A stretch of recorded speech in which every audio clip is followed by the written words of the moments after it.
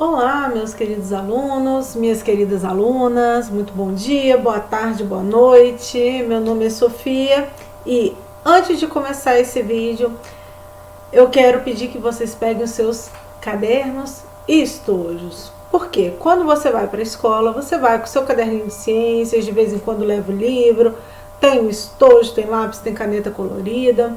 E você vai sempre fazendo anotações ao longo das aulas. E como isso aqui é uma aula, eu preciso que você esteja aqui também com o seu caderno para você ir fazendo as anotações pertinentes dessa aulinha nossa de hoje. Para começar, eu quero que vocês atualizem o caderno. Nós começamos a fazer aulas não presenciais a partir do dia 23 de abril. Então eu quero que vocês vão lá desde o dia 23 de abril, acompanhando o horário da sua turma. Por exemplo, se eu dou aula lá segunda, quarta e sexta, você vai colocar as datas desses dias de acordo com o horário da sua aula. Nossa, mas isso vai ser muito difícil. Como que eu vou conseguir saber? Vai me dar muito trabalho. Só que não, né? Em cada atividade que eu coloquei no Google Sala de Aula, eu já fui colocando as datas. Então, se vocês observarem, tem o número da atividade 01, 02, 03 e tem também as datas correspondentes. Vocês já devem ter observado que algumas aulas têm lá 2 ou 3 datas. Então, você vai copiar as datas e vai fazer o registro do que foi feito naquela aula. Videoaula de explicação do conteúdo, a atividade. Ah, mas essa atividade eu já fiz no aplicativo, eu fiz no formulário, eu fiz lá no Google Docs. Beleza, é só escrever no caderno que isso já foi feito. Ah, essa atividade eu imprimi, respondi na folhinha. Agora você vai colar a atividade no caderno. Ah, essa atividade eu já tinha copiado no caderno e já tinha respondido. Vou precisar copiar de novo? Claro que não. Você só vai registrar que isso já está feito para manter o seu caderno organizado. A última atividade que eu passei foi o trabalho avaliativo. Então você vai também copiar todas as datas do trabalho avaliativo e vai registrar de que maneira você fez esse trabalho. Vocês devem ter me entregado ou ainda estão para me entregar o trabalho todo de forma online. Então você vai registrar no seu caderno o dia da entrega e quem faz parte do seu grupo, já que é um trabalho em grupo e a nota, parte dela é dada individual, parte dela é dada para o grupo, deixa registrado quem são os integrantes do seu grupo no seu caderninho. Já atualizou o caderno? Beleza, então agora a gente pode dar início à aula de hoje. Você vai colocar a data da aula de hoje, que está disponível lá no Google Sala de Aula para você registrar. E a aula de hoje já tem matéria nova para copiar no caderno. As aulas anteriores eram aulas de revisão, então o conteúdo já estava no caderno. Agora não, agora a gente vai avançar com o conteúdo, já vem matéria nova, então vocês vão precisar copiar tudo que eu passar aqui para vocês. Novamente, eu vou apresentar os slides e cada slide que eu for apresentando, você dá um pause no vídeo, copia o conteúdo e depois continua assistindo o vídeo. Ou você copia todos os slides e depois assiste o vídeo de uma vez só, fazendo as anotações no caderno. Ou você assiste o vídeo e depois copia os slides. Enfim, o que me interessa é que esse registro fique no caderno, assim como as atividades que vocês vão fazer depois. Vocês também vão copiar a atividade no caderno e depois responder. Poxa, professora, você não podia ter enviado os slides para a gente só imprimir? Não, porque tem muita gente que depois que imprime nem olha o que está ali. E você, lendo o slide, copiando, você vai se inteirar melhor do conteúdo. E vamos lembrar que a escrita também faz parte do nosso processo de aprendizado, né? A gente treina a escrever as palavras, a gente reconhece a ortografia das palavras, a gente treina a nossa caligrafia, então a escrita também faz parte. Copiar o texto também faz parte do aprendizado. Depois de tudo pronto no caderno, conteúdo copiado, atividades copiadas, atividades respondidas, aí vocês vão fotografar as páginas do caderno e me enviar nessa atividade lá no Google Sala de Aula. Esse envio das fotos do caderno vai garantir que você tenha tanto a presença em todas essas aulas e aquele vistinho no caderno. O caderno está valendo ponto, continua valendo ponto, então os vistinhos no caderno, aquele monitoramento continua. Bem, gente, hoje nós vamos falar sobre a unidade fundamental que forma toda a matéria e toda a substância, que é o átomo. Essa estruturazinha tão bonitinha. As substâncias podem ser classificadas de duas formas: substância simples e substância composta. Substância simples é aquela formada por um único tipo de átomo. Exemplo, gás oxigênio, que é O2. São dois átomos de oxigênio conectados um ao outro. E substâncias compostas são formadas por mais átomos, dois ou mais tipos de átomos ou elementos químicos. Então, o gás carbônico, ele é formado por um átomo de carbono ligado a dois átomos de oxigênio. Então, são dois tipos de átomos. Portanto, uma substância composta. Mas o oxigênio, além dele formar o gás oxigênio, ele também pode formar um outro gás que é o ozônio, né? Se ligarem três átomos de oxigênio, forma aquela formulazinha chamada O3. Então, quando um único átomo pode formar vários tipos de substâncias simples diferentes, a gente chama esse fenômeno de alotropia. Aí alguns exemplos, além do oxigênio, tem o carbono, que pode formar vários tipos de estruturas diferentes. O cobiçado diamante, grafite, que a gente usa para escrever, o fulereno, que forma essas bolinhas que vocês estão vendo aí no slide, ou um nanotubo de carbono usado aí nas altas tecnologias atuais. Fósforo e enxofre também podem formar alguns tipos de alótropos. Então vamos a ele. O átomo, aquela estrutura que forma toda a matéria. Como a gente não consegue ver o átomo, a gente acaba criando modelos de átomos para a gente estudar.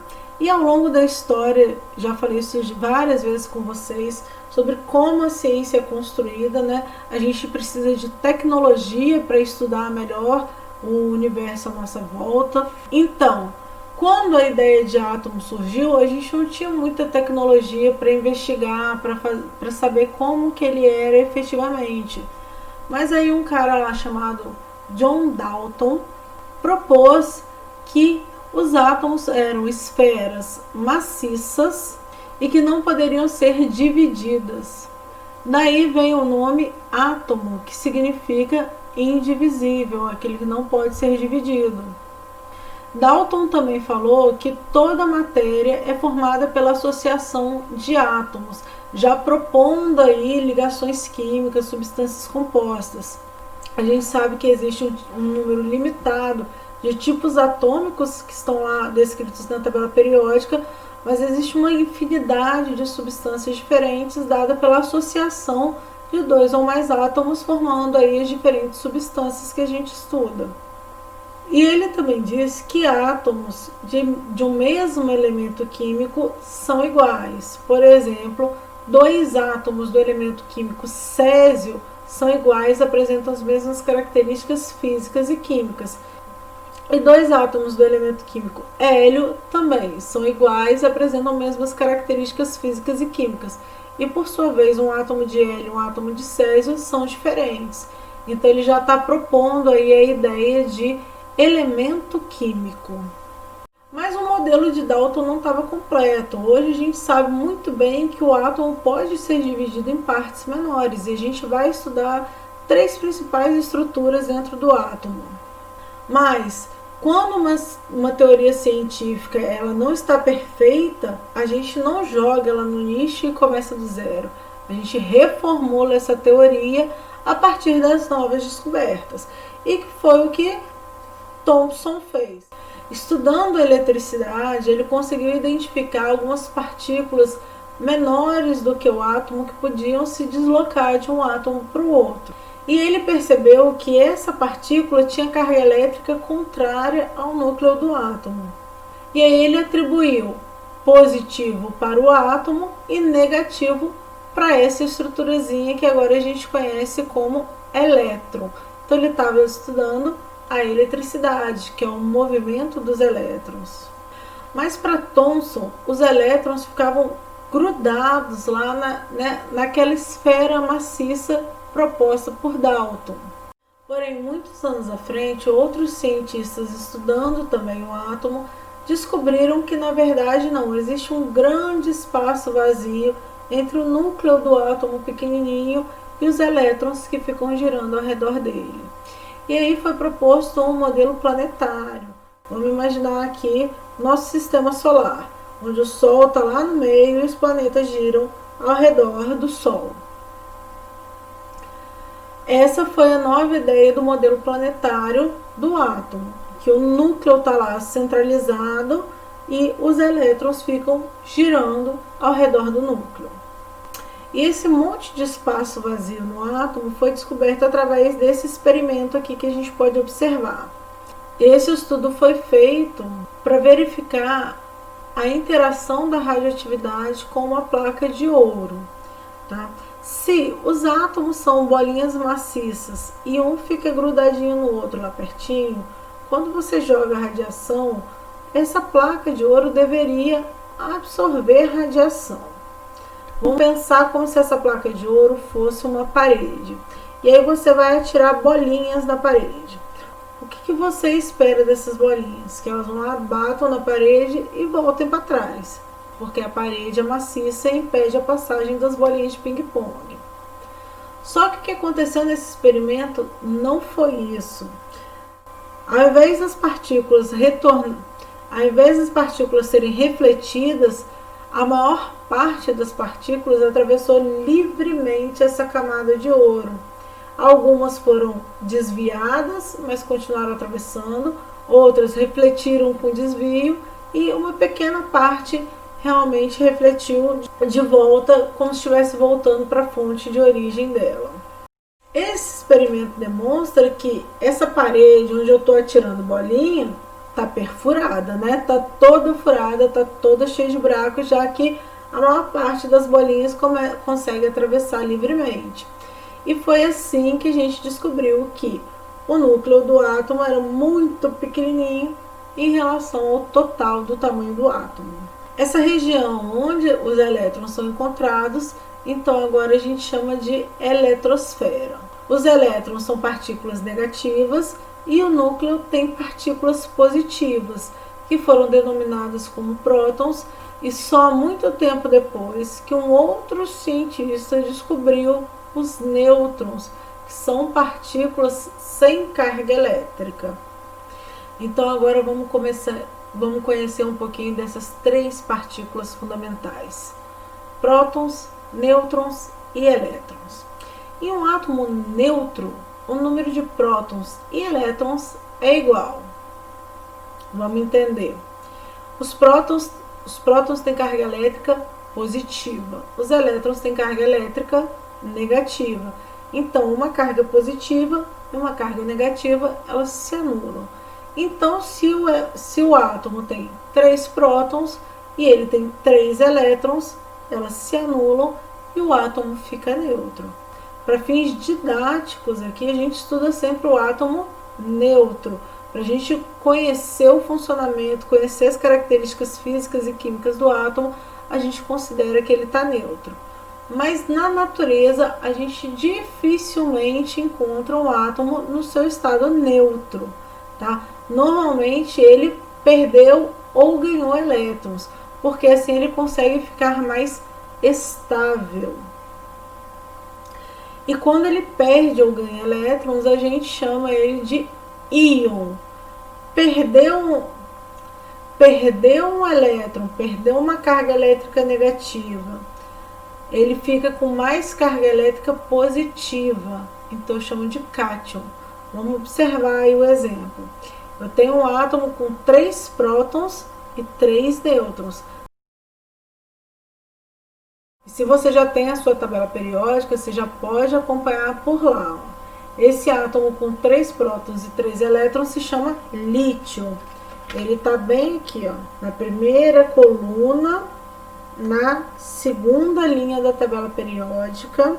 E esse número 3 aqui embaixo do lítio indica justamente os 3 prótons que ele tem dentro do núcleo. Só que esses 3 prótons não têm força suficiente para manter 3 elétrons grudadinhos girando ao redor dele. Então ele tem muita facilidade em perder um dos seus elétrons. Então quando ele perde esse elétron, ele passa a ficar com 2 elétrons só. Então ele tem 3 positivos e 2 negativos. Então ele tem mais carga positiva do que carga negativa, certo? Está sobrando um positivo. Nesse caso eu chamo ele de cátion.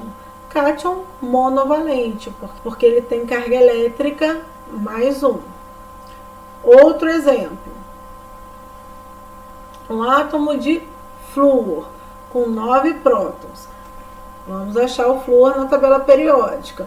Procura lá quem tem o número 9. Tá nesse cantinho aqui, ó, dos ametais. Aqui, ó, número 9, um Fzinho aqui. Esse 9, novamente, indica o número de prótons que ele tem dentro do núcleo. Só que o flúor, ele tem originalmente 9 elétrons, só que ele é muito forte. Esses 9 prótons lá dentro são muito fortes. Então ele tem muita facilidade em ganhar elétrons. E quando ele ganha elétron, vamos lá, ele tem 9 cargas positivas. Aí ele tem 9 cargas negativas, ganhou mais uma carga negativa aqui de um elétron que ele conseguiu adquirir por aí. Então tá sobrando uma carga negativa aqui, concorda comigo? Se tá sobrando carga negativa, se ele é mais negativo do que positivo, então eu chamo esse íon de ânion. Ânion monovalente, porque tem carga elétrica menos 1. O número de prótons é o número mais importante do átomo, como se fosse a identidade do átomo. E é ele que vai determinar lá o número de elétrons. Se esse átomo tem facilidade em ganhar elétrons ou perder elétrons e se tornar um ânion, um cátion. Enfim, é esse número que determina uma série de características físicas e químicas do átomo. Então, como ele é tão importante, ele é chamado de número atômico e ele é representado pela letra Z maiúscula. Todos os átomos com o mesmo número atômico, ou seja, com o mesmo número de prótons, eles têm as mesmas propriedades físicas e químicas, por isso eles são chamados de elemento químico. Aí no exemplo, o hidrogênio, todos os átomos do elemento químico hidrogênio apresentam um único próton no seu núcleo e um único elétron girando lá ao redor do núcleo, que ele tem bastante facilidade de perder esse elétron, por sinal. Então, por isso, todos os átomos com um único próton no núcleo, a gente chama de hidrogênio. Os elétrons não apresentam massa.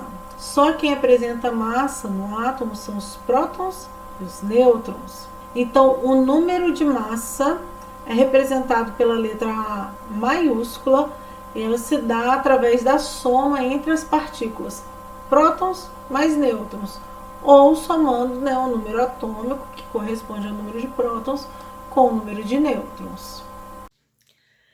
Bem, pessoal, essa nossa aula ainda não acabou, mas como o vídeo estava ficando muito longo, eu resolvi dividir em 2 partes. Com essa primeira parte, você já consegue lá fazer as atividades do Google Sala de Aula.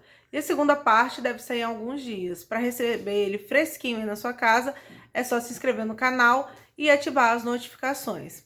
Até o próximo vídeo!